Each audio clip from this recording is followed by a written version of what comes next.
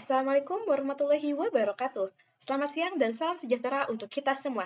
Yang saya hormati Ibu Dr. Insinyur Lilik Nuryuliati MFSA, serta teman-teman yang saya cintai.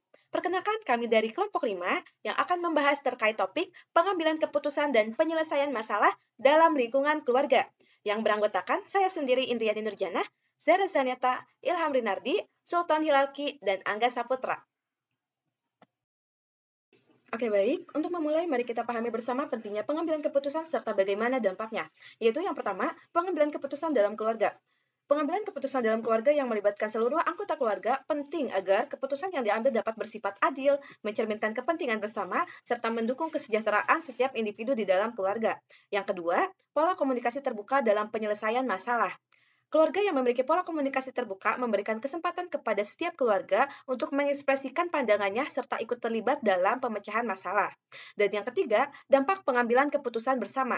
Sebuah keluarga yang mampu berfungsi sebagai satu unit yang saling mendukung dan memperhatikan akan memiliki peluang yang lebih besar dalam menciptakan lingkungan yang kondusif bagi tumbuh kembang seluruh anggota keluarga. Oke, baik. Selanjutnya, definisi pengambilan keputusan. Pengambilan keputusan merupakan hasil proses mental secara kognitif dan emosional untuk menentukan suatu pilihan dari beberapa alternatif pilihan. Oke, baik. Selanjutnya adalah gaya pengambilan keputusan, yaitu yang pertama ada gaya langsung atau direktif, yaitu bertindak cepat berdasarkan pengalaman. Yang kedua ada gaya analitik, yaitu gaya ini berfokus pada analisis mendalam dan butuh waktu yang lebih lama. Selanjutnya ada gaya konseptual, yaitu di mana mereka terbuka pada risiko dan ide baru. Selanjutnya yang terakhir ada gaya perilaku, yaitu gaya yang menekankan kerjasama dan masukan dari orang lain. Oke, baik. Selanjutnya langkah-langkah pengambilan keputusan. Langkah pertama adalah mengenali dan mengidentifikasikan masalah dengan jelas. Kemudian, kumpulkan semua informasi dan data yang relevan terkait masalah tersebut. Kemudian, buat daftar alternatif solusi yang memungkinkan. Dan selanjutnya, evaluasi setiap alternatif menggunakan kriteria tertentu. Setelah itu, ambil keputusan. Pengambilan keputusan berdasarkan analisis. Pilihlah solusi yang paling sesuai dengan kebutuhan dan tujuan. Selanjutnya, setelah keputusan dibuat, buat rencana tindakan untuk mengimplementasikan keputusan tersebut. Dan selanjutnya, setelah itu yang terakhir adalah evaluasi hasil keputusan. Setelah keputusan dijalankan, pantau hasilnya dan lakukan evaluasi. Pastikan keputusan tersebut menghasilkan dampak yang diharapkan. Oke, baik. Selanjutnya pengambilan keputusan kolaboratif dalam keluarga. Family System Theory, di mana struktur keluarga yang stabil, di mana setiap anggota merasa dihargai dan terlibat dalam pengambilan keputusan, akan menghasilkan lingkungan yang mendukung bagi perkembangan anggota keluarga, menurut Bauman 1985. Jadi, pendekatan ini relevan untuk menjaga keharmonisan keluarga, terutama di era tantangan global saat ini. Faktor keterlibatan keluarga dalam pengambilan keputusan yaitu ada 3. Yang pertama usia, yang kedua peran dalam keluarga, dan yang ketiga yaitu nilai budaya. Baik, selanjutnya kasus yang pertama yaitu kasus Lucy Indrawati Witojo dan Nenden Rospiani. Kasus ini menunjukkan bagaimana pembagian peran yang fleksibel dalam keluarga dapat mendukung kesuksesan bisnis sekaligus menjaga keharmonisan rumah tangga.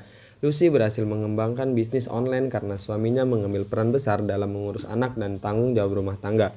Hal ini memberinya ruang untuk fokus pada usaha tanpa mengesampingkan kebutuhan keluarga. Sementara itu, Nenden bersama suaminya Amril menjalankan rumah makan Padang dengan strategi yang terkoordinasi.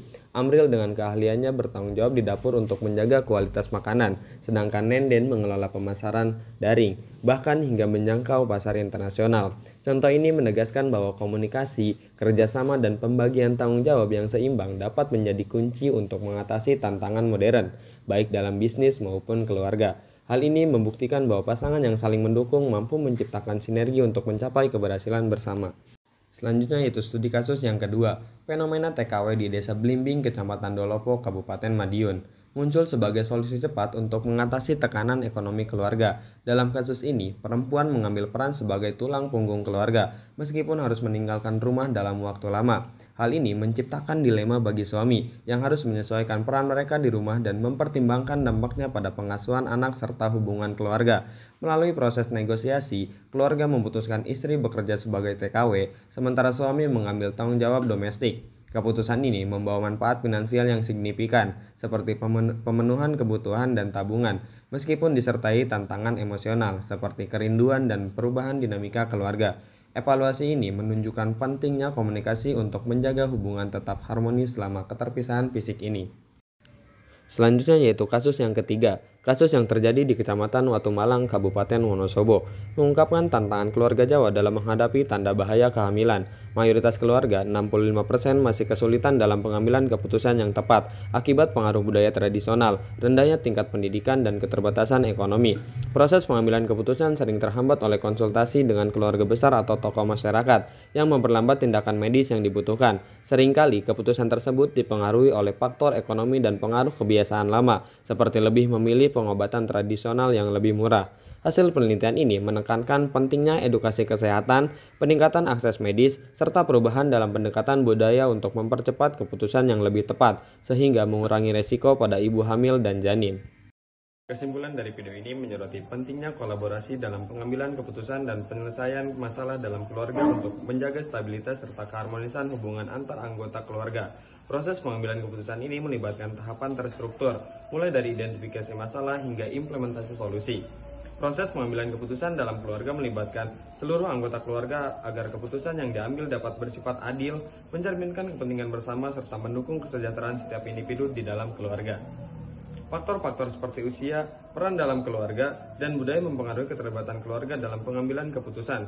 Besar dan kecilnya struktur suatu keluarga juga turut mempengaruhi pengambilan keputusan dalam keluarga. Contohnya pada studi kasus pengambilan keputusan keluarga Jawa saat menghadapi tanda bahaya kehamilan.